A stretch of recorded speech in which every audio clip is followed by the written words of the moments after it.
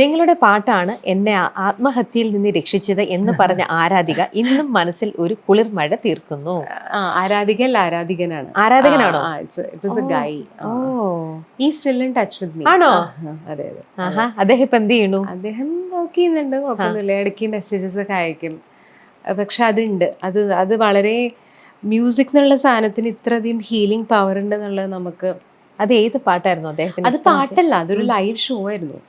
Live show കേൾക്കാൻ വന്നിട്ട് എന്നോട് പറഞ്ഞതാണ്, ഇന്നിപ്പോൾ ഈ പാട്ട് കേട്ടില്ലായിരുന്നെങ്കിൽ ഒരു പക്ഷേ ഞാൻ സൂസൈഡ് ചെയ്യുമായിരുന്നു എന്ന് പറഞ്ഞു.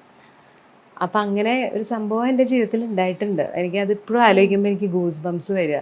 കാരണം ഞാനത് ഫേസ് ചെയ്യാനുള്ളൊരു മെൻറ്റൽ കേപ്പബിലിറ്റി ആ സമയത്ത് അതൊരു ഷോക്ക് മാതിരിയാണ്. ഒരാൾക്ക് അങ്ങനെ പറയാൻ പറ്റുമായിരുന്നു എന്നുള്ളത് ആലോചിച്ചിട്ട്. പക്ഷേ എന്നെ ഒരു പക്ഷം ദൈവം ആ സമയത്ത് വിട്ടതായിരിക്കും. മ്യൂസിക് എന്ന ഒരു മീഡിയത്തിലൂടെ ഹീൽ പീപ്പിൾ എന്നുള്ളത് ഇപ്പോഴും ഞാൻ വിശ്വസിക്കുന്നു. മ്യൂസിക്കുമായിട്ടൊരു ഹീലിംഗ് മീഡിയം ഇല്ല.